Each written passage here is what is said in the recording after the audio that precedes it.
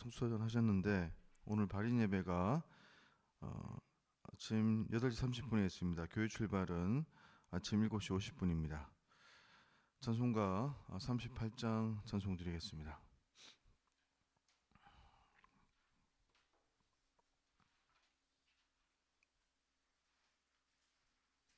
38장입니다. 예수 우리 왕이여 이곳에 오셔서 우리가 왕께 드리는 영광을 받아 주소서. 우리는 주님의 백성, 주님은 우리 왕이라.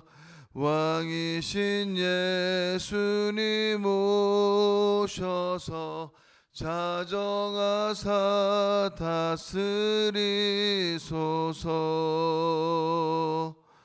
예수 우리 주시여 이곳에 오셔서 우리가 주께 드리는 찬양을 받아 주소서. 우리는 주님의 종들, 주님은 우리 주시라. 주 대신 예수님 모셔서 이 찬양을 받아 주소서. 아멘. 사도신경으로 신앙 고백 드리겠습니다. 나는 전능하신 아버지 하나님 천지의 창조주를 믿습니다. 나는 그의 유일하신 아들 우리 주 예수 그리스도를 믿습니다. 그는 성령으로 잉태되어 동정녀 마리아에게서 나시고 본디오 빌라도에게 고난을 받아 십자가에 못 박혀 죽으시고 장사된 지 사흘 만에 죽은 자 가운데에서 다시 살아나셨으며 하늘에 오르시어 전능하신 아버지 하나님 우편에 앉아 계시다가 거기로부터 살아있는 자와 죽은 자를 심판하러 오십니다. 나는 성령을 믿으며 거룩한 공교회와 성도의 교제와 죄를 용서받는 것과 몸의 부활과 영생을 믿습니다. 아멘. 하나님 말씀 마가복음 13장 14절에서 27절 말씀까지 우리 교독하겠습니다.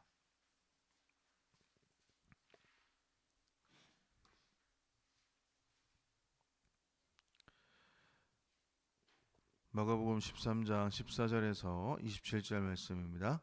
멸망에 가져간 것이 서지 못할 곳에 선 것을 보거든 있는 자는 깨달을진저 그때에 유대에 있는 자들은 산으로 도망할지어다. 지붕에 있는 자는 내려가지도 말고 집에 있는 무엇을 가지러 들어가지도 말며 밭에 있는 자는 겉옷을 가지러 뒤로 돌이키지 말지어다. 그날에는 아이 뵌 자들과 젖 먹이는 자들에게 화가 있으리로다. 이 일이 겨울에 일어나지 않도록 기도하라. 이는 그 날들이 환난의 날이 되겠습니다. 하나님께서 창조하신 시초부터 지금까지 이런 환난이 없었고 후에도 없으리라. 만일 주께서 그 날들을 감하지 아니하셨더라면 모든 육체가 구원을 얻지 못할 것이거늘 자기가 택하신 자들을 위하여 그 날들을 감하셨느니라. 그때 어떤 사람이 너희에게 말하되 보라 그리스도가 여기 있다 보라 저기 있다 하여도 믿지 말라. 거짓 그리스도들과 거짓 선자들이 일어나서 이적과 기사를 행하여 할 수만 있으면 택하신 자들을 미혹하려 하리라.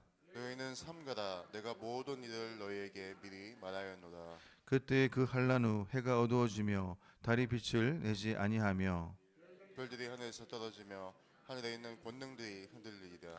그때 인자가 구름을 타고 큰 권능과 영광으로 오는 것을 사람들이 보리라. 또 그때에 그가 천사들을 보내어 자기가 택하신 자들을 땅끝으로부터 하늘 끝까지 사방에서 모으니라. 아멘. 오늘 본문은 이 어제에 이어서 성전 멸망에 대한 제자들의 질문에 대한 예수님의 그 대답을 우리에게 보여주고 있습니다.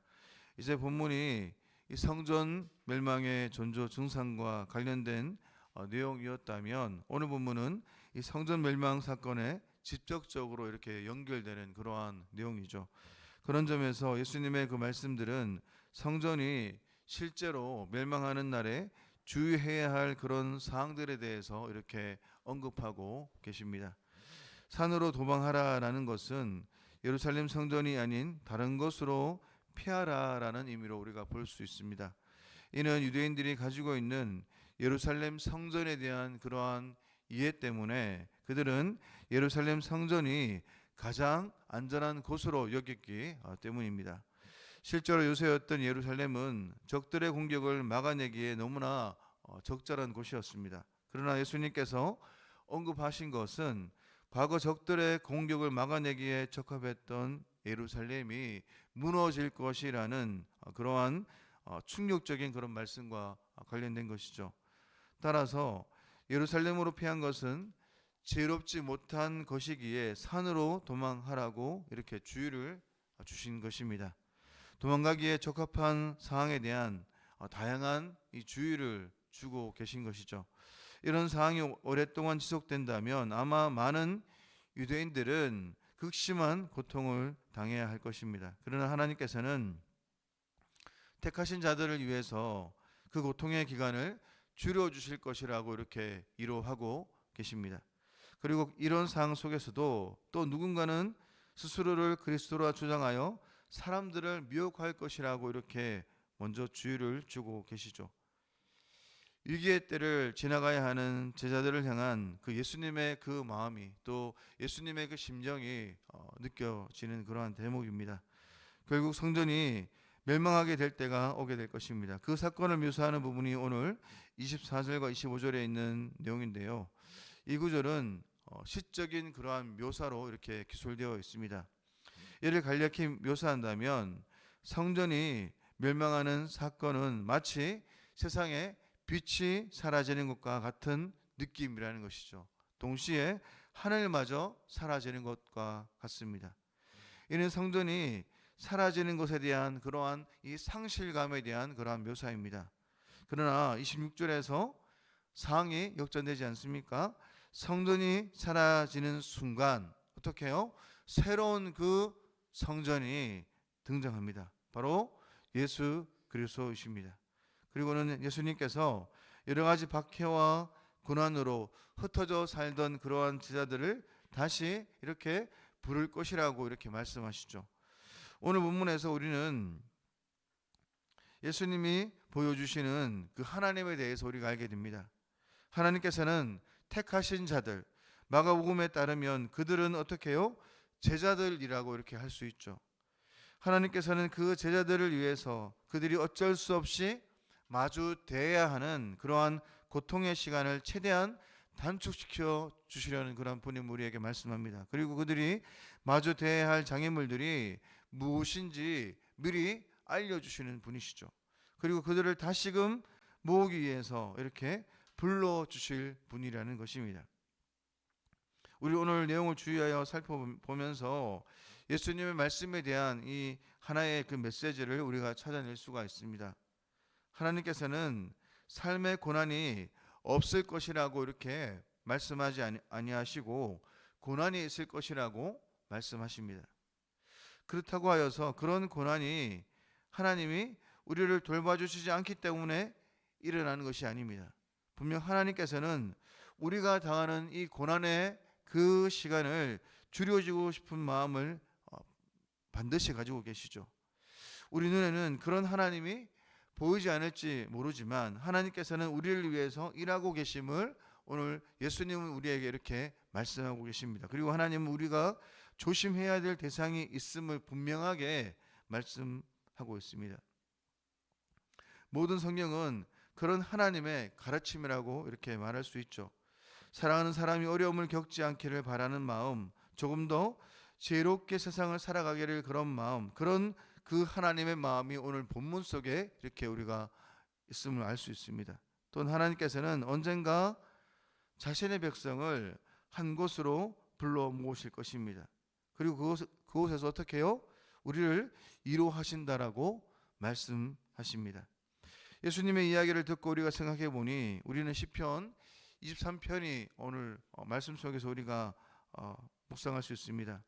시인은 주님의 그 인도하심이 얼마나 좋은 곳인가를 노래합니다. 그래서 푸른 물밭과 실만한 그 물가로 이렇게 인도하실 것이라고 확신하시죠. 하지만 동시에 시인은 자신이 사망의 음침한 골짜기로 다닐 수도 있음을 전제하고 노래하고 있는 것입니다. 이 구절에서야 우리는 비로소 하나님을 향한 이 시인의 마음이 무엇인지를 우리가 분명하게 알 수 있다는 것이죠. 시인은 하나님께서 자신을 무조건 좋은 곳으로 인도하시는 분이라고 그렇게 생각하지 않습니다. 분명 하나님께서는 자신을 선한 길로 인도하실 것이라는 그 기대를 가지고 있죠. 동시에 시인은 사망의 음침한 골짜기라 같은 그런 고난을 당할 수도 있음을 그는 인정합니다. 하나님의 인도하심이 무조건 탄탄대로를 의미하는 것을 아님을 알고 있기 때문입니다. 오히려 시인이 붙잡고 있는 가장 중요한 메시지가 무엇입니까? 하나님께서 자신과 함께 하시기에 자신이 어디에 있어도 두려움에 사로잡히지 않을 수 있다는 그러한 고백이라는 것이죠. 어제부터 이어지는 마가복음 23장의 이야기는 시편 23편을 노래하는 시인의 생각과 같아 보입니다. 분명 제자들에게도 우리들에게도 살다 보면 어려움과 고난이 있을 것입니다. 그 어려움과 고난은 하나님이 우리를 인도해서가 아니라 인도하지 않아서가 아니라 살다 보면 겪게 되는 그러한 일들이라는 것이죠. 그래서 우리가 반드시 이것을 기억해야 합니다. 하나님은 우리를 고난 가운데 홀로 두시는 분이 아니라는 것입니다. 택하신 자들을 향하신 그 하나님의 그 심정, 하나님의 마음을 우리가 알면 좋겠습니다. 그런 하나님에 대한 신뢰의 마음을 가지고 나갈 때 우리는 두려움에 사로잡히지 아니하고 항상 그 있는 그 모든 그 상황 속에서 하나님의 말씀을 붙들고 의지하면서 우리는 나갈 수 있다는 것이죠. 오늘 이 본문 속에서 끊임없이 말씀하시는 하나님의 그 심정, 하나님의 그 마음이 무엇이겠습니까? 우리가 반드시 이 하나님의 그 마음을 우리가 기억하면서 우리가 반드시 준비해야 될 것은 바로 크나큰 믿음이라는 것입니다. 요한복음 13장 33절 말씀에 너희가 환난을 당하나 담대하라 내가 세상을 이기었노라. 이 말씀하신 주님을 우리가 믿고 우리가 바라보면서 환난보다 더 크신 하나님만을 의지하면서 또 믿음으로 또 살아내고 우리가 있는 모든 그 각자의 자리에서 그 하나님의 나라를 경험하시는 저와 여러분의 삶이 되시기를 축원합니다. 기도하겠습니다. 살아계신 하나님 아버지, 우리의 삶 속에 수많은 어려움과 고난이 있다 할지라도 하나님을 향한 그 믿음을 잃지 않는 우리의 모든 삶이 될 수 있도록 은혜를 내려 주옵소서. 말세를 살아가는 당신의 자녀들이 깨어서 믿음의 등불을 잘 준비할 수 있도록 은혜를 내려 주옵소서. 곳곳에 하나님을 대적하는 것이들이 일어나 우리를 흔드는 그런 삶이라 할지라도 오로지 주님의 재림을 기다리며 정결한 신부같이 거룩하게 살아갈 수 있도록 은혜를 내려 주옵소서. 오늘 아침에도 우리 주님 오심을 간절히 기다립니다. 이 땅에서 흘리는 눈물이 하나님 나라에서 기쁨의 눈물로 변화될 수 있도록 우리 가운데 찾아와 주옵시고 함께하여 주옵소서. 거룩하신 예수님의 이름으로 기도드립니다. 아멘. 하늘에 계신 우리 아버지, 아버지의 이름을 거룩하게 하시며 아버지의 나라가 오게 하시며 아버지의 뜻이 하늘에서와 같이 땅에서도 이루어지게 하소서. 오늘 우리에게 일용할 양식을 주시고 우리가 우리에게 잘못한 사람을 용서하여 준 것 같이 우리 죄를 용서하여 주시고 우리를 시험에 빠지지 않게 하시고 악에서 구하소서. 나라와 권능과 영광이 영원히 아버지의 것입니다. 아멘. 오늘 이 시간 우리 성도들의 가정과 직장을 위해서 이 시간 기도드리겠습니다. 2024년 가정마다 하나님의 은혜와 성령의 기름 부으심이 있도록 성도들의 직장과 생업의 번창을 주시고 직장 속에 그리스도인으로 승리하는 성도가 될 수 있도록 한우들의 지혜와 회복을 위해서 기도해 주시고 수협의 활성화와 말씀 전하는 우리 설교자를 위해서 엘림 어르신들 가운데 건강을 지켜주시고 사물에 있는 우리 엘림 행복학교 중보기도 모교 전도가 활성화될 수 있도록 이 시간 같이 한번 기도해 주십시오. 오늘도 장래 가운데 있는 이 가정 가운데 은혜를 내려주시고 하나님의 위로가 온 가정 가운데 충만하게 드러날 수 있도록 은혜를 열어달라고 이 시간 같이 한번 기도하시면서 우리 말씀을 기억하면서 하나님 앞에 같이 한번 이 시간 주여 일청하면서 이 시간 기도 드리겠습니다. 기도하겠습니다.